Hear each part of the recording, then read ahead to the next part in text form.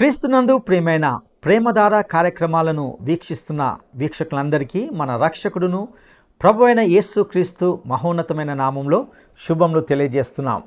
నేటి మన ధ్యాన భాగము లేవియా కాండము 1వ అధ్యాయం. ఈ పాఠంలో మనము దహన బలి అంటే ఏమిటో చూడగలం. అసలు దహన బలి ఎందుకు చేయవలసి వచ్చిందో గ్రహించగలం. మరియు ఈ దహన బలి నియమాలు ఏమిటో కూడా తెలుసుకుంటాం. ఇత్తడి బలిపీఠం పైన అన్నీ అర్పించబడతాయి.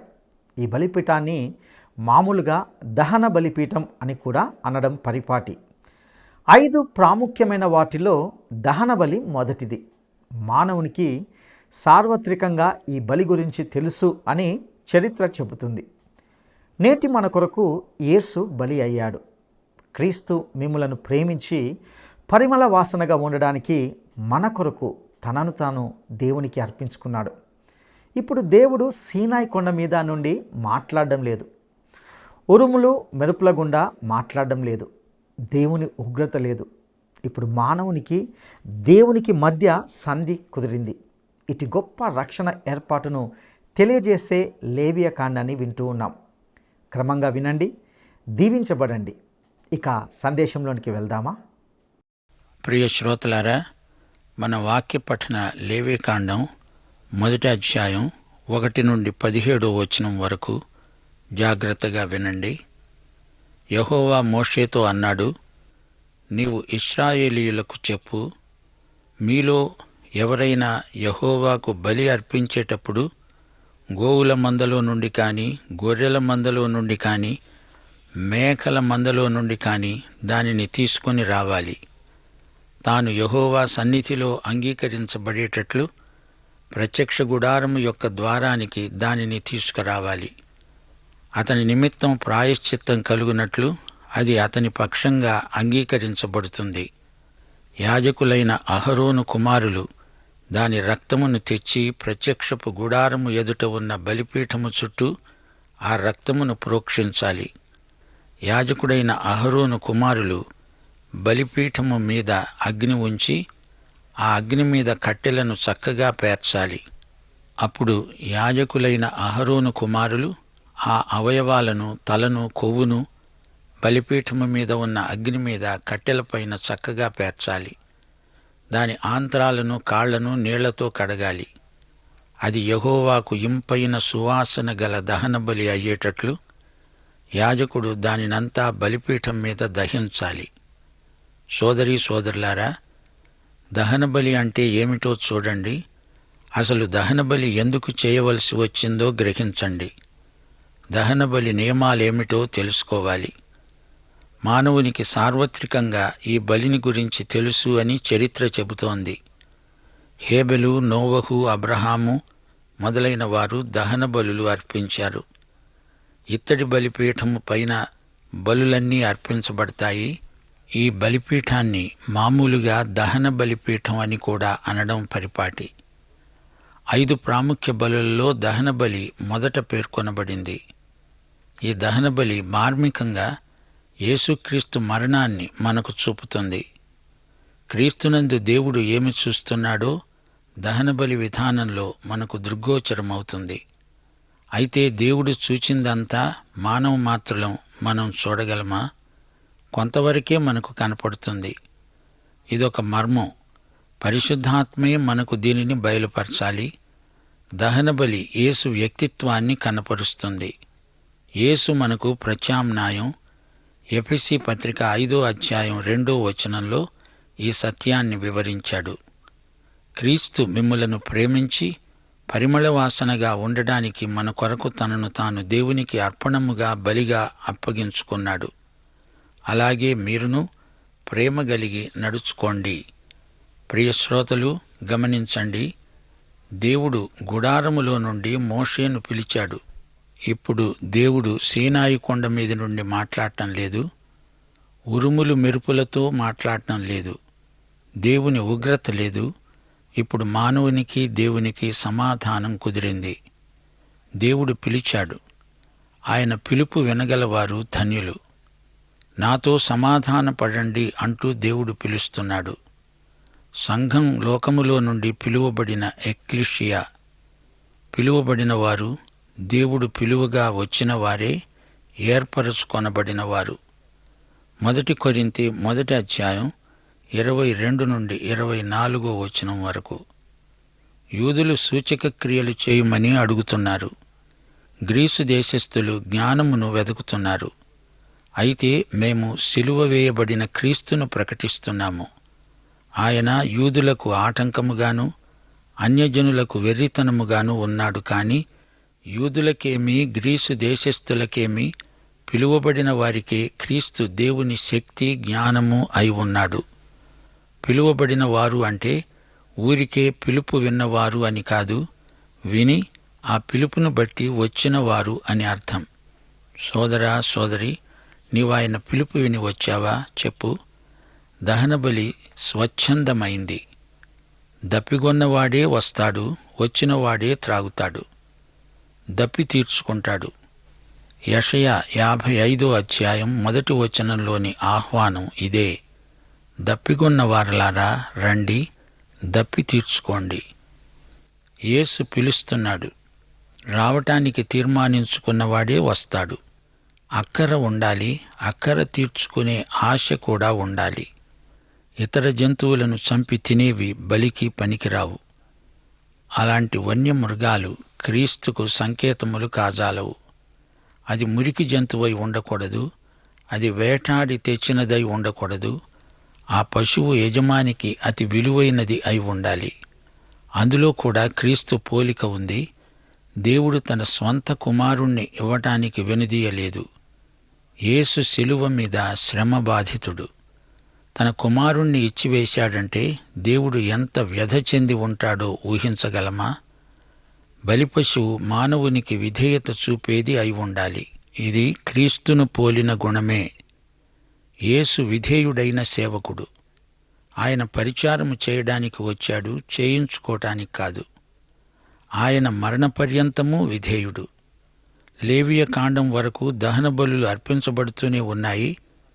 దేవుణ్ణి సమీపించాలంటే దహన బలి తప్పనిసరి. హీబ్రూ భాషలో దీనిని ఓలా అంటారు. అంటే పైకి ఎగసి వెళ్లే బలి. దహన బలి పొగలాగా పైకి ఎగసిపోతుంది. దహన బలి పూర్తిగా బలిపీఠంపై దహించబడుతుంది. బూడిద తప్ప మరేదీ మిగలదు. ఇలాంటి బలిని దేవుడు క్రీస్తునందు చూచాడు. ఎఫెసీ పత్రిక 5:2 పౌలు అన్నాడు, క్రీస్తు తనను తాను అప్పగించుకున్నాడు. ఇది పరిమళభరితమైన సువాసన, దేవునికి ఎంతో ఇంపైనది. లేవియకాండం 1:9, 13, 17 ఇదే మాట చెప్పబడింది. అది యెహోవాకు ఇంపైన సువాసన గల దహన బలి.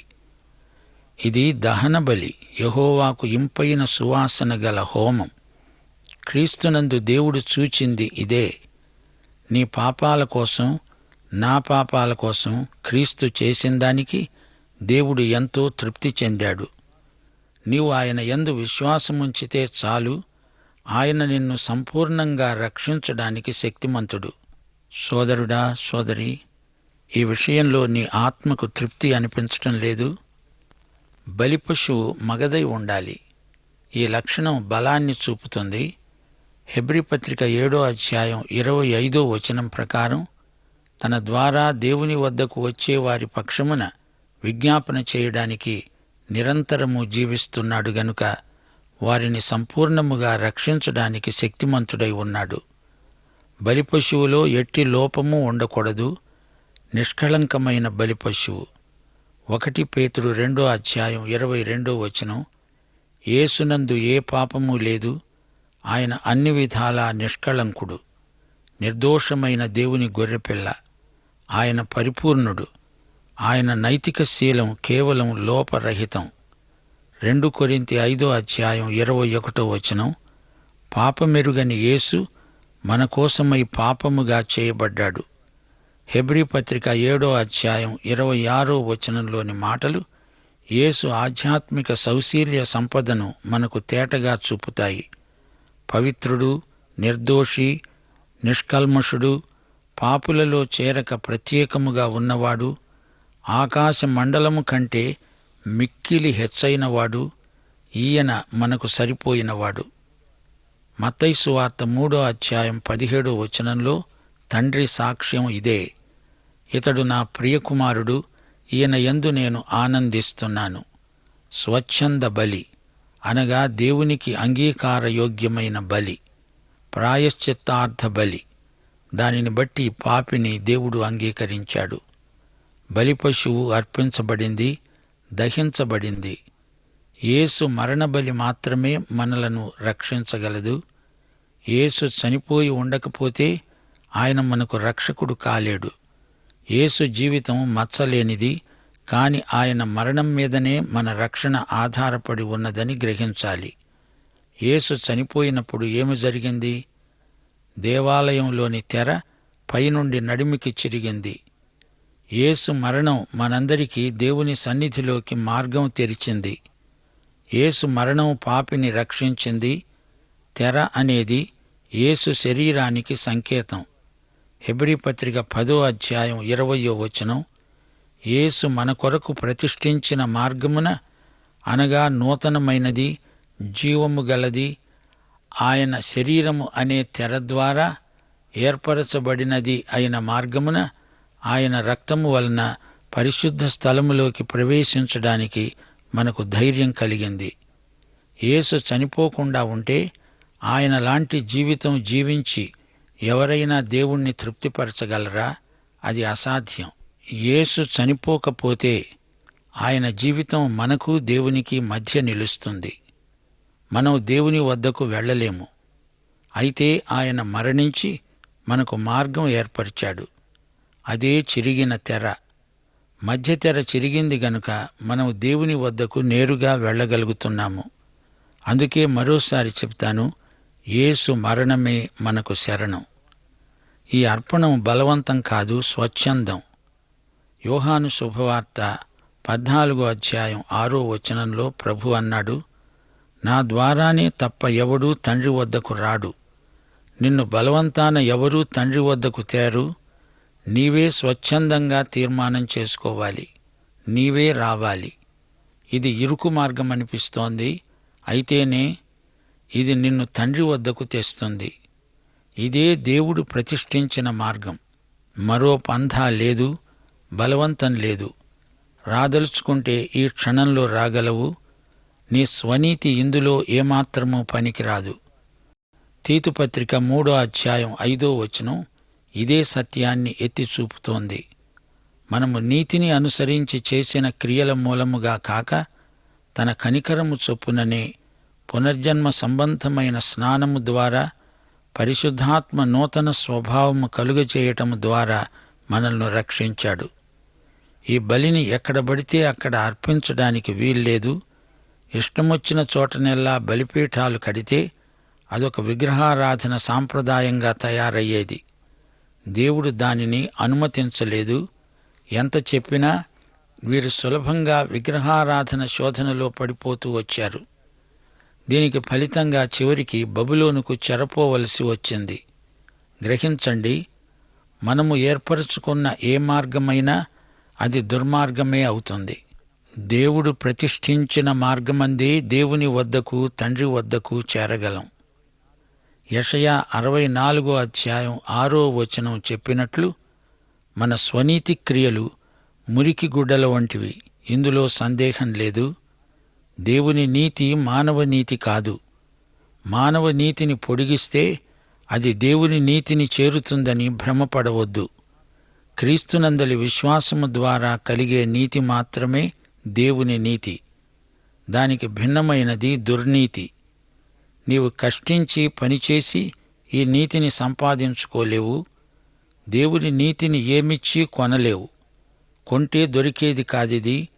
గుడార ద్వారము వద్దనే ఈ బలి అర్పించాలి. యేసే ద్వారం. ఆయన ద్వారానే తండ్రి వద్దకు రావాలి. బలి ఇచ్చేటప్పుడు ఆ జంతువుపై హస్త నిక్షేపణం జరగాలి. లేవియకాండం 24:14 ఈ విషయం విపులీకరించబడింది. శపించిన వానిని శిబిరము వెలుపలికి తీసుకురా. వాని శాపవచనం విన్న వారందరూ వాని తల మీద తమ చేతులుంచిన తరువాత సర్వసమాజము రాళ్లతో వాణ్ణి చావగొట్టాలి. మోషే యెహోషువాకు హస్తనిక్షేపణం చేశాడు, అంటే అధికారాన్ని అతనికి ఆరోపించాడు. హస్తనిక్షేపణం వల్ల బలిపశువుకు పాపాన్ని ఆరోపిస్తున్నారు. ఈ బలిపశువు పాపశిక్షను భరిస్తుంది. దీనికి పాపం ఆరోపించబడింది. హస్తనిక్షేపణలో అట్టి ఆరోపణ భావం ఇమిడి ఉన్నది. బలి అర్పించిన పాపి స్థానంలో ఈ పశువు నిలిచి ఉంది.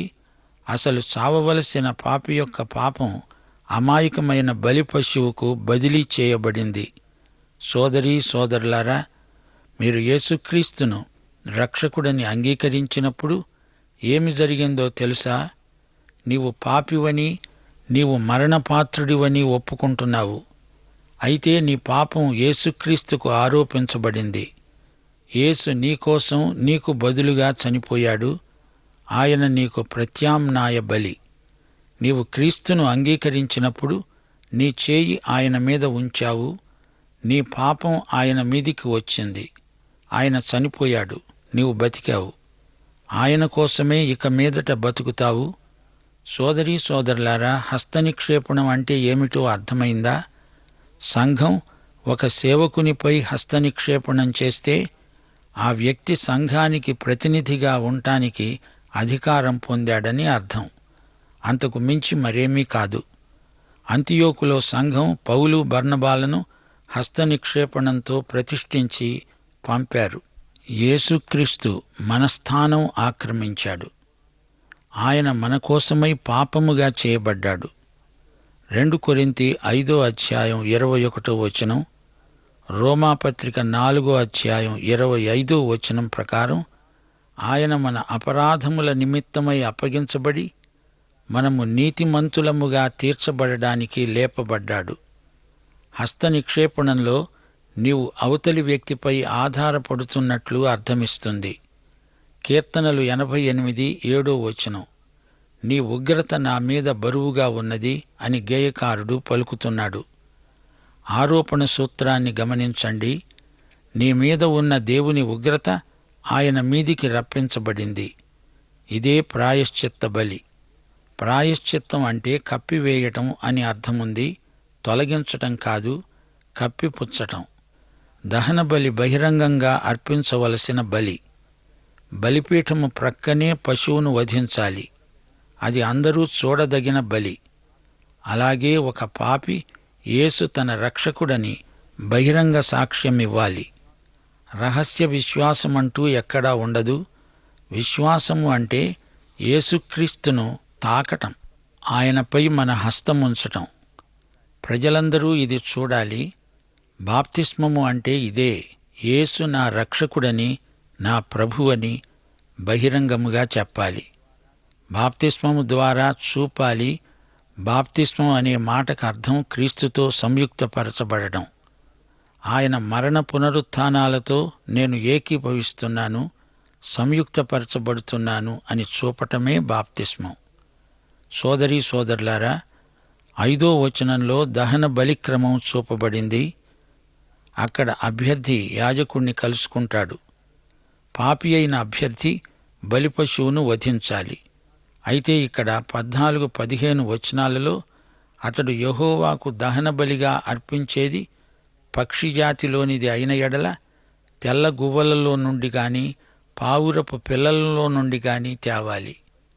యాజకుడు బలిపీఠము దగ్గరికి దానిని తీసుకొని వచ్చి దాని తలను తుంచి బలిపీఠము మీద దానిని దహించాలి. దాని రక్తమును బలిపీఠము ప్రక్కన పిండాలి. రోమాపత్రిక 6:23 పాపము వల్ల వచ్చే జీతము మరణము. అయితే ఒక అమాయకమైన జీవి అపరాధి కోసం చనిపోవటం జరుగుతుంది. అలాగే 1 పేతురు 3:18 ప్రకారం మనలను దేవుని వద్దకు తేవటానికి అనీతిమంతుల కొరకు, అనగా నీతిహీనుల కొరకు నీతిమంతుడైన క్రీస్తు శరీర విషయములో చంపబడి, ఆత్మ విషయములో బ్రతికింపబడి, పాపముల విషయములో ఒక్కసారే శ్రమపడ్డాడు. యేసును సిలువ వేసింది మన పాపాలే. ఆ మాటకొస్తే నా పాపమే యేసుక్రీస్తు శిలువ వేతకు కారణం. యేసును శిలువ వేసింది ఎవరు? మతనాయకులా? ఇశ్రాయేలు జాతా? రోమా ప్రభుత్వమా? సోదరీ సోదరులారా, మనలో ప్రతి ఒక్కరము పాపులమే. నీవు నేను పాపులమై ఉండకపోతే యేసును ఎవరూ సిలువ వేయలేరు. మన పాపమే యేసును సిలువ వేసింది. బలిపశువును వధించాలి. పాపిగాని యాజకుడుగాని బలిపశువును వధించటం జరుగుతుంది. రక్తము చిందించకుండా పాపక్షమాపణ లేదు. పాత నిబంధనలో బలిపశువును వధించకుండా బలి అర్పణ ఉండేది కాదు. ఈ రోజున క్రీస్తు రక్తము మనలను ప్రతి పాపము నుండి శుద్ధి చేస్తుంది. బలిపశువును వధించిన తరువాత యాజకుడు బలిపీఠము మీద రక్తాన్ని ప్రోక్షిస్తాడు. రక్తం ప్రాణానికి గుర్తు. రక్తాన్ని ప్రోక్షించేటప్పుడు దానిని దేవునికి అర్పించినట్లే భావించాలి. ప్రతి అంశము క్రమబద్ధంగా జరిగించాలి. బలిపశువు అవయవములన్నిటినీ వేరువేరుగా తీయాలి. అలాగే యేసు ప్రభు యొక్క అంతరంగ జీవితమంతా అందరూ చూచేటట్లు బహిర్గతం చేయబడింది. ప్రభువు శిష్యులను అడిగాడు, నన్ను గురించి అందరూ ఏమనుకుంటున్నారు? ఎవరు ఏమనుకున్నా యేసు ఎవరో మనకు తెలుసు. ఆయన ఎలాంటివాడో మనమెరుగుదుము. ఆయన పరిశుద్ధుడు, నీతిమంతుడు, ఏ కళంకము లేనివాడు, కల్మషము లేనివాడు, పాపులలో చేరక ప్రత్యేకింపబడినవాడు. బలి అర్పణలో బలిపీఠము మీద అగ్ని ఉండాలి. అగ్నికి అనేక అర్థాలున్నాయి. అప్పుడప్పుడు కొందరు అగ్ని అనగానే నరకమని, పగ, కక్ష అని, ఉగ్రత అని అర్థాలు తీస్తారు. ఒకే అర్థం అన్ని సందర్భాలలో పనిచేయదు. మండుతున్న పొదలో అగ్ని ఏమి సూచిస్తున్నది? సోదరుడా, సోదరి, అగ్ని పవిత్రీకరించే శక్తి. అగ్ని ఎదురులేని దేవుని శక్తికి ప్రతీక. ఆయన వెండిని పుటం పెట్టే అగ్ని. మలాకి 3:3 వెండిని శోధించి నిర్మలము చేయువాడైనట్లు ఆయన కూర్చొని ఉంటాడు. లేవీయులు నీతిని అనుసరించి యెహోవాకు నైవేద్యములు చేయునట్లు వెండి బంగారాలను నిర్మలము చేసే రీతిని ఆయన వారిని నిర్మలులనుగా చేస్తాడు. ఆయన దహించే అగ్ని. ఈ అగ్ని కొందరిని నిర్మూలము చేస్తుంది, కొందరిని నిర్మలులను చేస్తుంది. ఏ పదార్థము ఆయన చేతిలో పడుతుందో దానిని బట్టి ఫలితం ఉంటుంది. జీవము గల దేవుని చేతిలో పడడం భయంకరం. ఎవరికి భయంకరం? దేవుని బిడ్డలకు ఆనందం, దుర్మార్గులకు భయంకరం. దహన బలి అనగా సర్వాంగ బలి. ద్వితీయోపదేశకాండం 4:24 నీ దేవుడైన యెహోవా దహించు అగ్ని, రోషము గల దేవుడై ఉన్నాడు. దైవ సేవకులారా, సువార్తికులారా, కాపరులారా, దేవుని బిడ్డలారా, దేవుడు ముందు నిన్ను పరిశుద్ధపరచాలి. అప్పుడే నీవు సేవ చేయగలవు. పరిశుద్ధత ఎంత ముఖ్యమో మనమెన్నడూ మర్చిపోకూడదు. బీదవారు పక్షులను తెచ్చి బలి ఇవ్వవచ్చు. యేసు ప్రభువును ఆలయానికి తెచ్చినప్పుడు యోసేపు, మరియా జత గువ్వలను తెచ్చారు, జ్ఞాపకముందా? ఇప్పుడు 17వ ఈ అధ్యాయాన్ని ముగిస్తాము. పక్షిని రెక్కల సందున చీల్చాలి. దాని అవయవాలను విడదీయకూడదు. దానిని దహించాలి. ఇది యెహోవాకు ఇంపైన సువాసన గల హోమం. దైవాశీస్సులు. ఆమేన్. ప్రియులారా, ఇంతవరకు మనము లేవియ కాండము 1వ అధ్యాయాన్ని ధ్యానిస్తూ వచ్చాం. ఇందులో దహన బలిని గూర్చి, దానిని ఎందుకు అర్పించాలో, దాని నియమాలు ఏమిటో, ముఖ్యంగా దాని ప్రాముఖ్యత ఏమిటో తెలుసుకున్నాం. దహన బలి స్వచ్ఛందమైనదని విన్నాం. అనగా ఉదాహరణకు దప్పిగొన్న వాడే నీళ్ల యొద్దకు వస్తాడు. రండి, దాహం తీర్చుకోండి అని యేసు పిలుస్తున్నాడు. రావడానికి తీర్మానించుకున్న వారే వస్తారు. ఇక దహన బలికి క్రూర మృగములు, ఇతర జంతువులను చంపి తినే జంతువులు పనికి రావని విన్నాం. ఎందుకంటే అలాంటి వన్యమృగాలు క్రీస్తు సంకేతములు కాజాలవు. బలి పశువు ఇంటిదై పెంపుడు జంతువై ఉండాలి. అది మురికి జంతువు కాకూడదు. అది వేటాడి తెచ్చినదై ఉండకూడదు. అర్పించేవానికి అతి విలువైనది అయి ఉండాలి. ఇందులో కూడా క్రీస్తు పోలిక ఉంది. దేవుడు తన సొంత కుమారుణ్ణి ఇవ్వడానికి వెనకాడలేదు. బలి పశువు విధేయత చూపేదై ఉండాలి. అది క్రీస్తును పోలిన గుణమే అని తెలుసుకున్నాం. ఆయన విధేయుడైన సేవకుడు. ఆయన మరణ పర్యంతము విధేయుడు. దేవుడు తప్పనిసరిగా తన కుమారుణ్ణి దహనబలిగా ఇచ్చాడు. పౌలు అన్నాడు, క్రీస్తు తనను తాను అప్పగించుకున్నాడు. ఇది పరిమళభరితమైన సువాసన, దేవునికి ఎంతో ఇంపైనది. దహనబలి అనగా యెహోవాకు ఇంపైన సువాసన గల హోమము. ప్రియ సహోదరా సహోదరి, క్రీస్తునందు దేవుడు ఇచ్చింది ఇదే. నీ పాపాల కోసము నా పాపాల కోసము తాను చేసిన దానికి దేవుడు ఎంతో తృప్తి చెందాడు. ఆయన యందు విశ్వాసం ఉంచితే చాలు.